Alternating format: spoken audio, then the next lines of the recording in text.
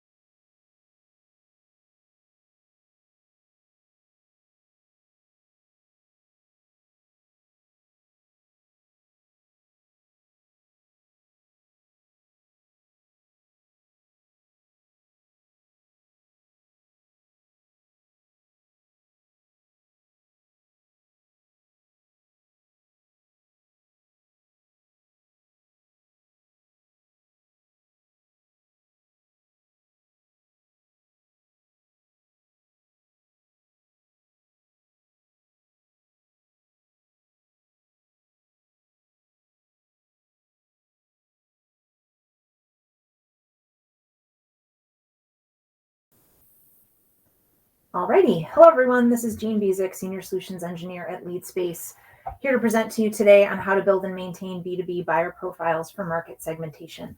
So we'll hop to it. I have my colleague Maddie on the call with me. She'll be handling any questions that come up.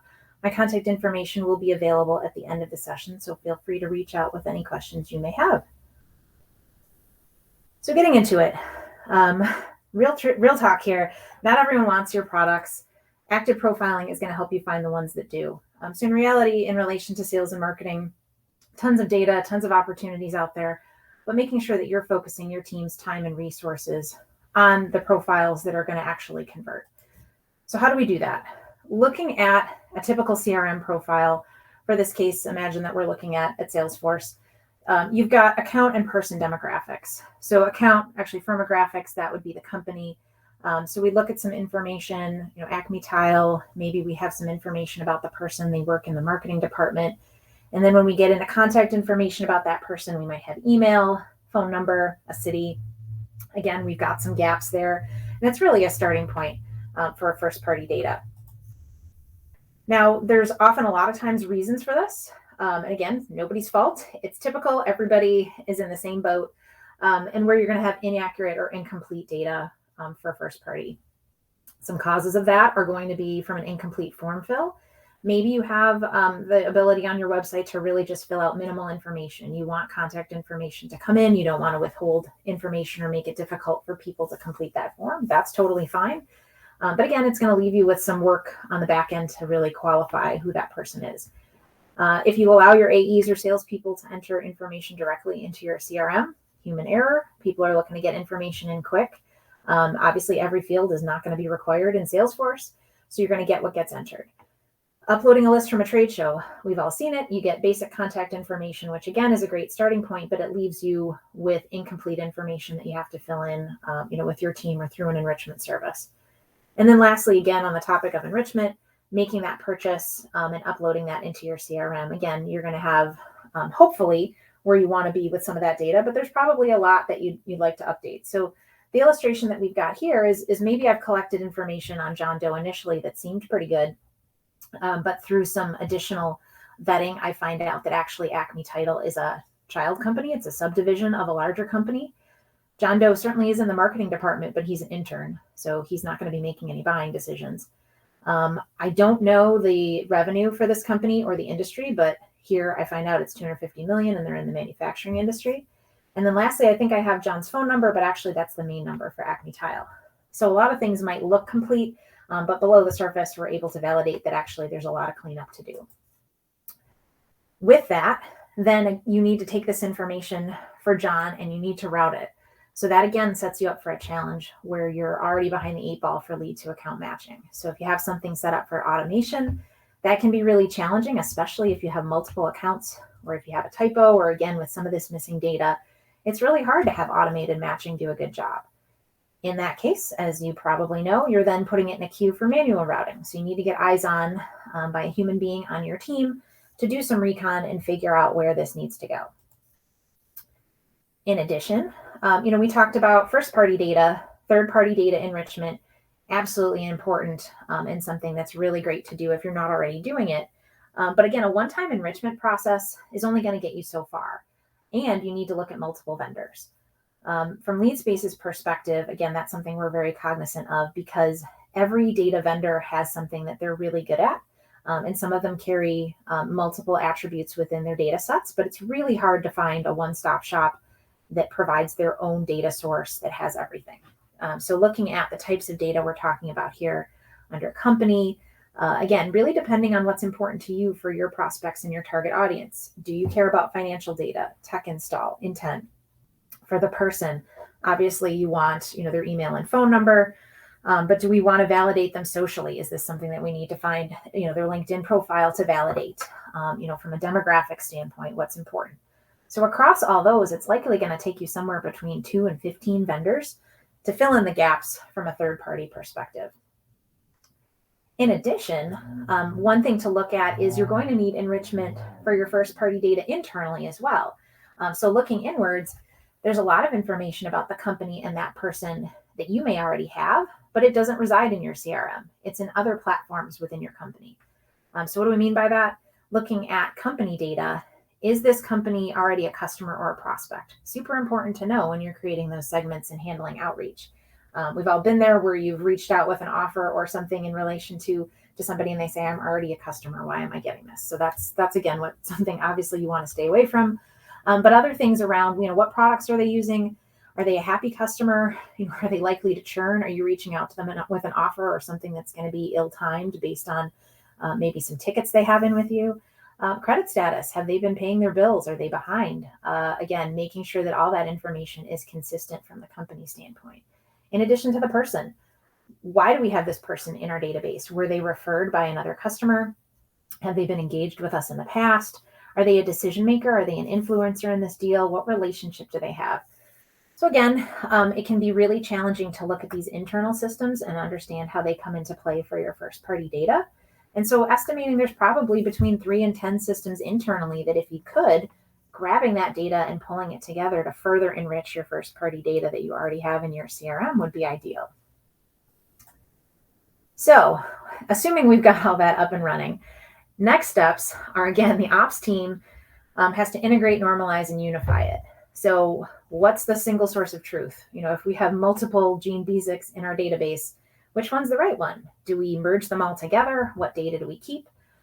Is there a situation, around normalization? Did we have a sales rep who entered things in differently from the other reps? Are we seeing inconsistent data entry? And again, unifying it, pulling it all together to that one source of truth. And then it's a matter of keeping it up to date and then rolling it out to all those different systems internally. So again, lots to handle here, especially if you're trying to do it all manually. That's a ton on your plate. And of course, if you are able to tackle all of it, as soon as you finish, it's going to start falling apart. Data is going to decay really quickly. So in that case where we had John Doe at Acme Tile, he was an intern. Well, now John goes on somewhere else. So he's changed jobs. In some cases, mergers and acquisitions, that's happening frequently too. Acme Tile gets acquired. They're no longer a division of the previous company. They belong somewhere else now.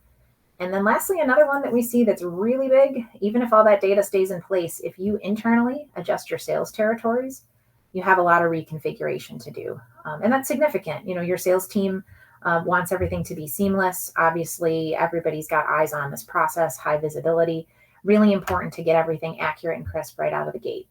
So those are some things, again, that even if you've got everything up and running and working the way you want, these are going to be game changers, specifically the sales territory changing. So what do you do? Understanding that B2B profiles, it's really a numbers game. So looking at having a variety of data vendors in there with differing data sets and methods and specialties. So really being able to look at the best and the brightest of those data providers, pull it together, make sense of it. That's super important. It's really hard to find one data provider that's going to give you that level of confidence in every single data point you want. Acknowledge change is going to happen. 5% of profiles are going to change every month. And again, that's just going to be across the board. That's not unique to any specific industry. But in the B2B space, that's what it's going to be. And then lastly, how do I know, what's going to happen? Well, usually you're going to find out because you have a campaign that falls flat, or the sales team gets back to you and says, look, that latest batch of leads that you sent over to us wasn't good. We're getting a lot of complaints. And again, it's going to be expensive to go through and be reactive. So what we're going to talk about is, from an active profiling standpoint, the goal is really to be proactive and help build the top of the funnel and make sure everything's strong so that you're doing a lot less reacting and cleanup down the road. So LeadSpace, being a data aggregator, we've taken a look at multi-source data and understanding that really that's where you have to be. It's table stakes. So it's going to take 7 to 8 data sources for basic company profile information and 9 to 10 for people. And again, that's looking across all the different data providers that are out there. But again, looking at the B2B space exclusively. So what is active profile management? Understanding that, again, those profiles, they're not locked, frozen, static. They're going to be changing and evolving. And that's something, again, to really focus and be proactive on. So LeadSpace sources data from 30 plus third-party data providers. And then we unify that data with first-party data that currently our customers have. So again, looking at what do they have in Salesforce, Marketo, Eloqua, Snowflake, their data lake, their ERP system. All of that data is an excellent starting point and really needs to be the linchpin of these sorts of projects.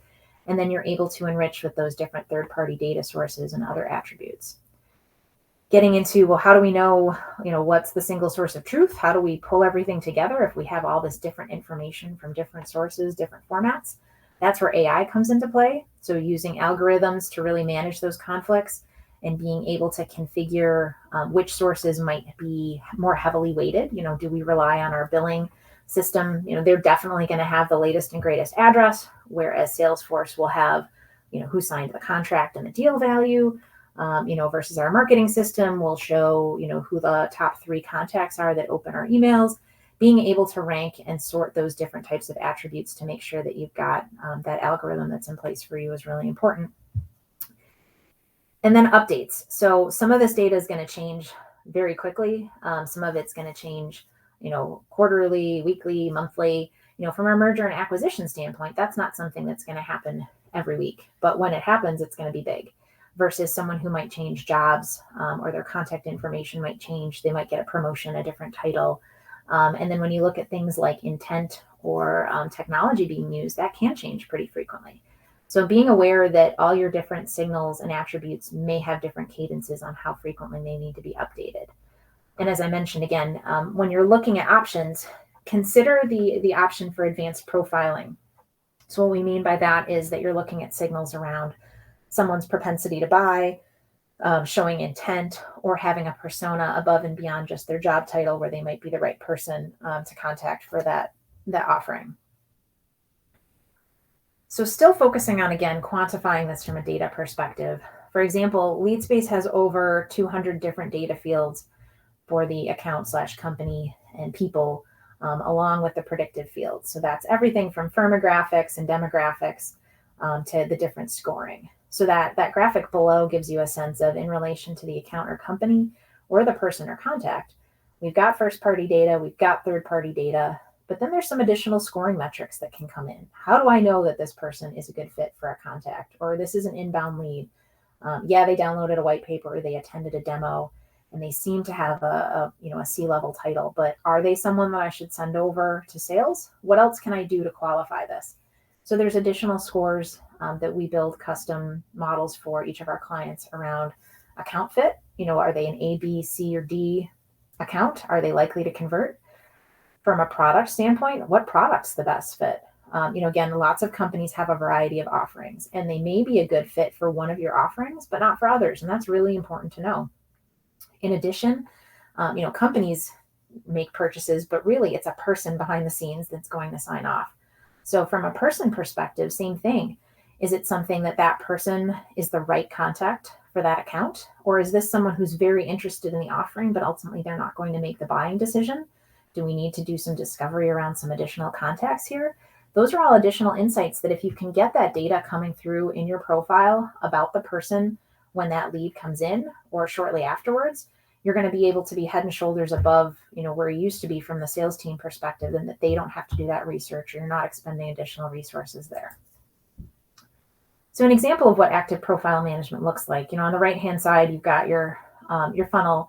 And so looking at how funnel optimization takes place there, but starting on the left-hand side for profile management, there's a lot of different data points that can go in addition to firmographic and demographic.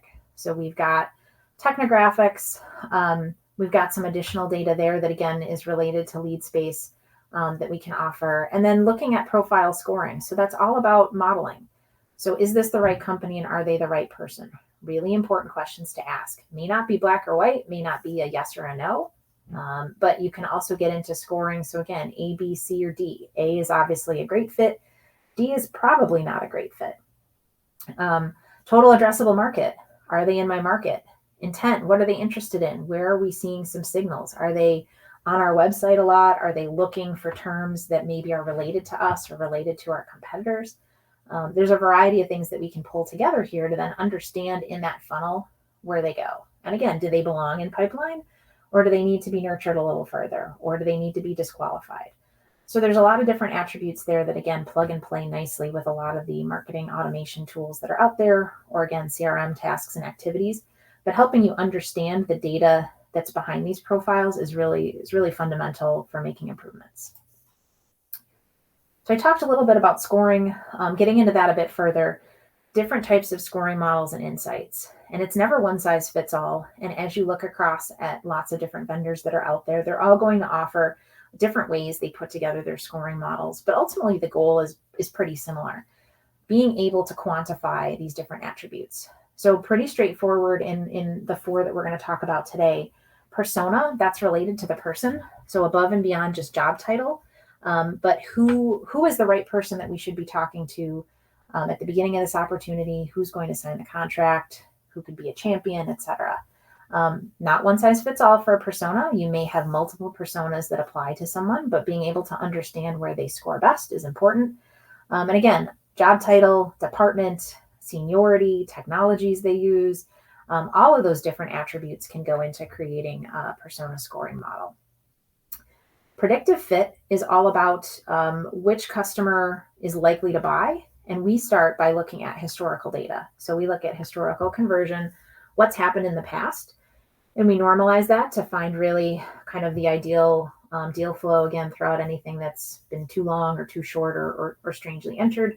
And then understand who's your best target audience and buyer.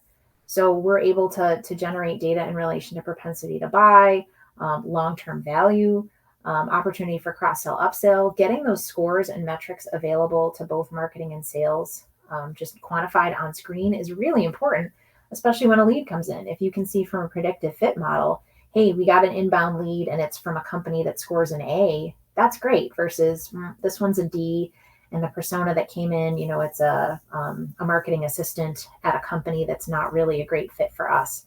That's going to be much lower priority versus someone who's, a company who comes in who's an A fit, the right persona score, getting that over to be acted on immediately is going to be important.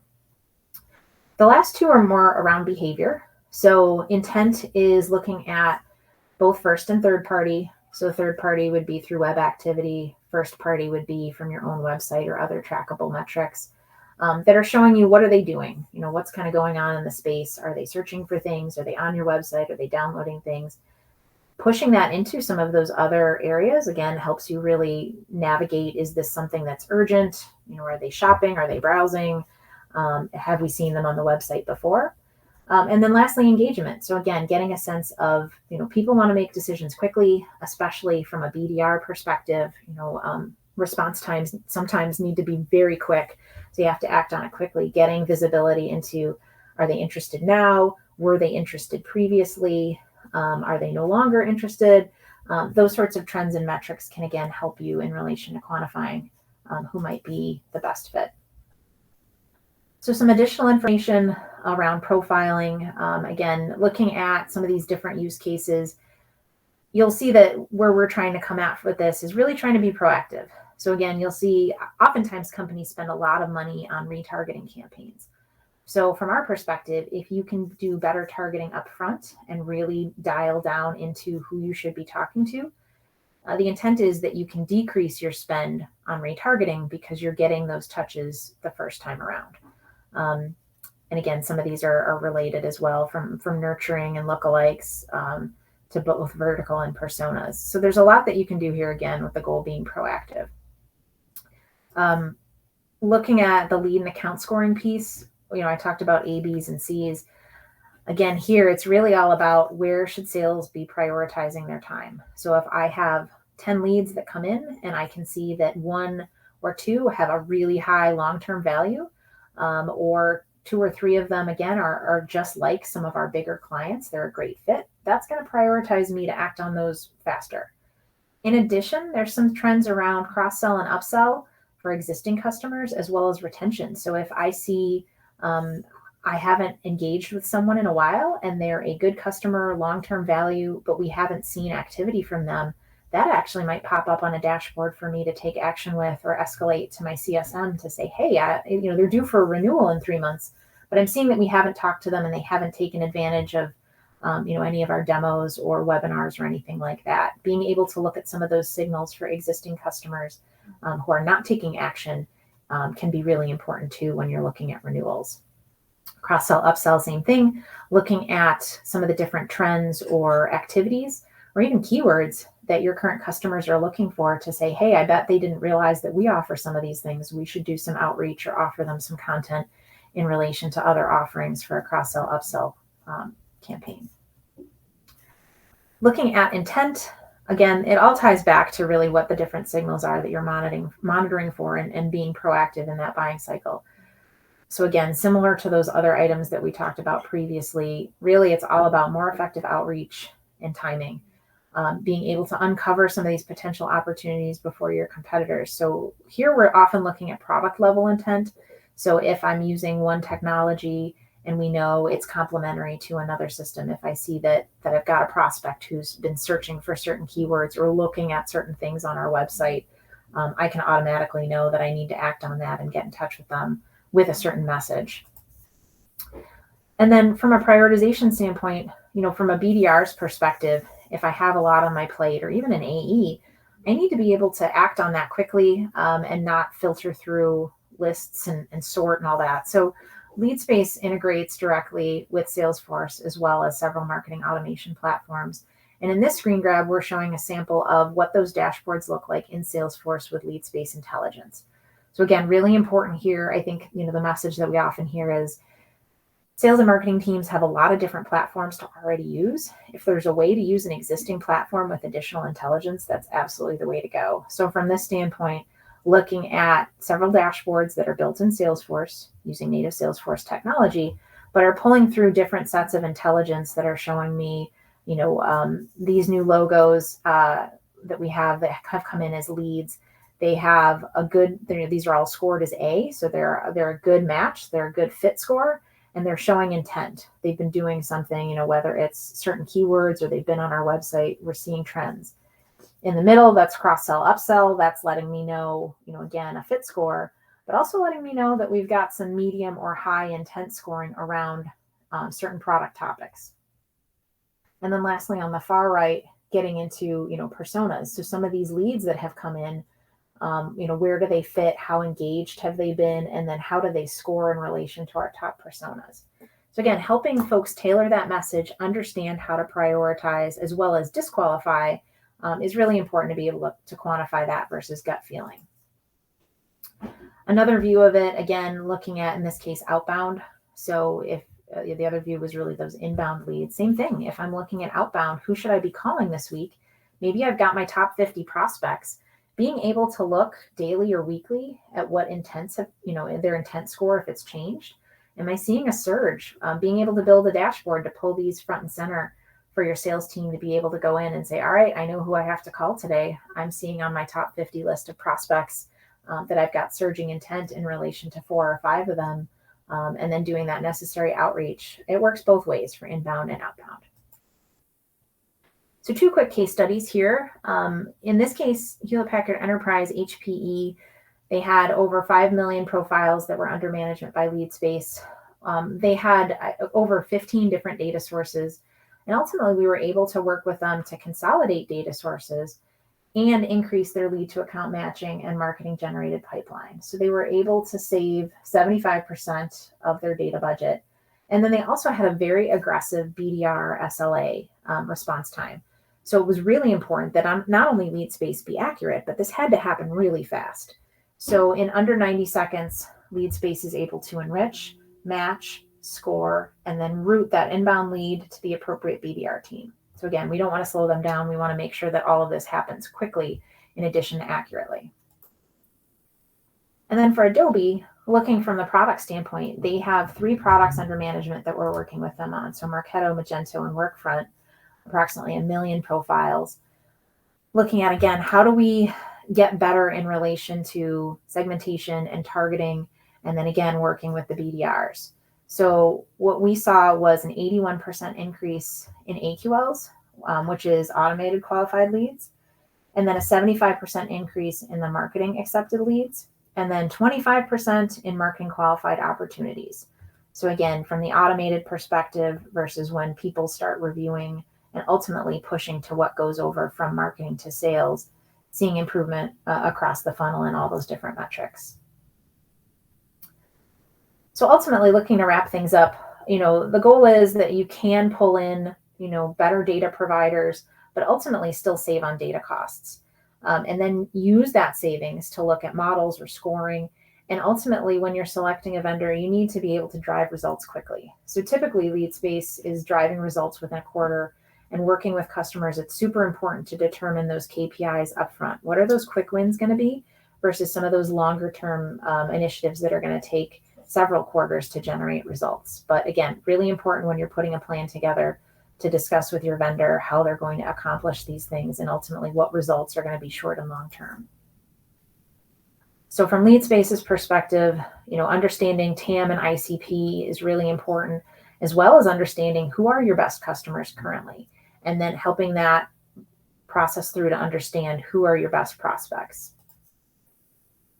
And then before I wrap up, just briefly looking at, like I mentioned, there's a ton of different data providers out there. So LeadSpace is aggregating data providers as well as offering bring your own license for some of those other branded data providers, but breaking these out into different types of groupings. Ultimately, again, you're going to see, a lot of brands that you're familiar with here, but understanding account and people, where these different players play, and then ultimately who can offer both predictive in relation to the account and company, as well as the person in contact, because they're different. And typically all B2B companies are going to need a mix of both.